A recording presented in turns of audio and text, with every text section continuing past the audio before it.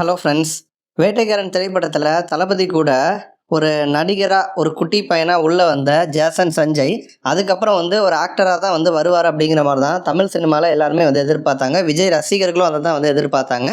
ஆனால் ஒரு நடிகராக வராமல் ஒரு இயக்குனராக ஜேசன் சஞ்சய் கூடிய விரைவில் நம்ம தமிழ் சினிமா இண்டஸ்ட்ரியில் உள்ளே வரப்போகிறாரு. சிக்மா அப்படிங்கிற படத்தின் மூலமாக தான் உள்ளே வராரு. அப்படிப்பட்ட ஜேசன் சஞ்சய் கிட்ட முக்கியமான ஒரு கொஸ்டின் அவங்க அம்மா அப்பா பற்றி கேட்டிருக்காங்க. அதற்கு தரமான ஒரு ரிப்ளை கொடுத்துருக்காரு அப்படின்னு தான் சொல்லணும். ஜேசன் சஞ்சய் அவர்களுக்கு எக்கச்சக்கமான பிரச்சனைகள் உண்மையிலே இந்த மாதிரி ஒரு முதல் படம் ரிலீஸ் ஆக போகிறப்ப இந்த மாதிரி பிரச்சனைகள்லாம் யாருக்குமே வரக்கூடாது. ஏன் அப்படின்னா இப்போ தளபதி ஒரு புறம் தமிழ்நாட்டினுடைய சிஎம்மாக மாறிட்டார். கரெக்டாக அவர் சிஎம் ஆகிற சமயத்தில் அவர் அரசியலுக்குள்ளே வர சமயத்தில் சங்கீதா பிரச்சனை வேணும்னே திட்டமிட்ட சில பேர் பார்த்தீங்கன்னா இந்த சமயத்தில் வெளில கொண்டு வந்தாங்க. அதுக்கப்புறம் சங்கீதா மேடம் நினச்சிருந்தாங்கன்னா அவங்க ஒரு ப்ரெஸ் மீட் கொடுத்துருக்கலாம், சோசியல் மீடியா மூலமாக சொல்லியிருக்கலாம். அவங்க எதுவுமே பண்ணலை. வேணும்னே தளபதியை பழி வாங்கணும்னு சில பேரினுடைய தூண்டுதல்னால தான் அந்த ஒரு சர்ச்சையே வெளியில் வந்துச்சு அப்படின்னு சொல்லலாம். அதுக்கப்புறம் சிஎம் ஆகிட்டாரு.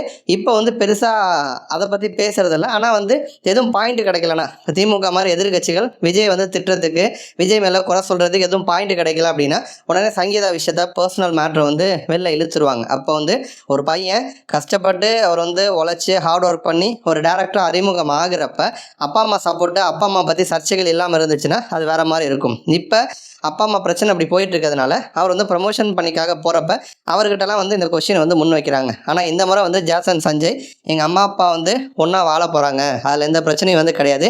வெளியில் 1000 பேர் 1000 விஷயங்கள் பேசினாலும் என்ன உண்மைங்கிறது எங்களுக்கு தெரியும். அதனால் அவங்களுக்குள்ள எந்த பிரச்சனையும் கிடையாது அப்படிங்கிற மாதிரி ஒரு விஷயத்த ஜேசன் சஞ்சய் அவர்கள் இப்போ சொல்லியிருக்காரு.